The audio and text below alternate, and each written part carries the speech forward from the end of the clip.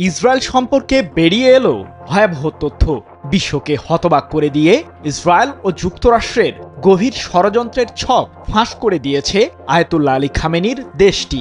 তাহলে কি ইসরায়েলের অস্তিত্ব এবার হুমকির মুখে? কারণ ইহুদিবাদী দেশটির ১৮৯ জন পরমাণু বিজ্ঞানী ও সামরিক কর্মকর্তার গুরুত্বপূর্ণ তথ্য এখন ইরানের কাছে। তবে কি ইসরায়েলের বিরুদ্ধে শক্ত অবস্থান নেবে জাতিসংঘ?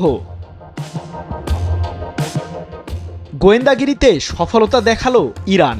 ইসরায়েলের সবচেয়ে সংবেদনশীল তথ্য বিশ্বের সামনে উন্মোচন করেছেন ইরানের গোয়েন্দা মন্ত্রী ইসমাইল খাতিব, যাতে রয়েছে যুক্তরাষ্ট্র ও ইউরোপীয়দের সাথে ইসরায়েলের অস্ত্র তৈরির গুরুত্বপূর্ণ নথিপত্র। অথচ বিশ্বজুড়ে নিজেকে শান্তির দূত হিসেবে গত কয়েক মাস থেকেই আখ্যা দিয়ে আসছেন মার্কিন প্রেসিডেন্ট ডোনাল্ড ট্রাম্প। কিন্তু অবশেষে ইরানের স্পাইডার্স হাইডআউট নামক তথ্যচিত্রের মাধ্যমে বেরিয়ে এলো থলের বিড়াল। ৩০ সেপ্টেম্বর এক প্রতিবেদনে বিষয়টি নিশ্চিত করেছে মধ্যপ্রাচ্য ভিত্তিক সংবাদ মাধ্যম মেহের নিউজ এজেন্সি। ইরানের বিরুদ্ধে সাম্প্রতিক ১২ দিনের যুদ্ধের পর ইসরায়েল দাবি করে ইহুদিবাদী দেশটির গোয়েন্দা বাহিনী মোসাদের যোগসাজশেই হামলা চালিয়েছে তেহরানে। আর এই মোসাদ যে বিশ্বজুড়ে বিভিন্ন আগ্রাসনের সাথে জড়িত তার প্রমাণ হাজির করেছেন ইসমাইল খাতিব। নিজেদের পারমাণবিক কার্যক্রম সম্পর্কে বিশ্বকে অন্ধকারে রেখেছেন ইসরায়েলের প্রধানমন্ত্রী বেনিয়ামিন নেতানিয়াহু। অথচ আন্তর্জাতিক বিভিন্ন গবেষণা প্রতিষ্ঠানের দাবি ৫০টিরও বেশি পারমাণবিক ওয়ারহেড রয়েছে ইসরায়েলের কাছে। তবে জাতিসংঘ এ বিষয়টি সবসময় এড়িয়ে চলে।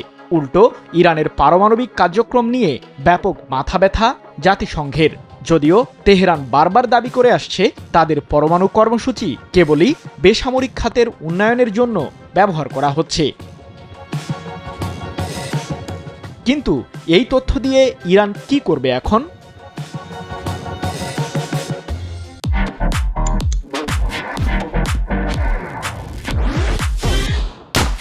বিশ্লেষকরা বলছেন, ইসরায়েল যদি আবারও ইরানের উপর কোনো ধরনের আগ্রাসন চালায়, তাহলে এই গোয়েন্দা তথ্যগুলো ব্যবহার করে নেতানিয়াহুর সামরিক ও পারমাণবিক স্থাপনা সহজেই গুঁড়িয়ে দিতে পারবে তেহরান।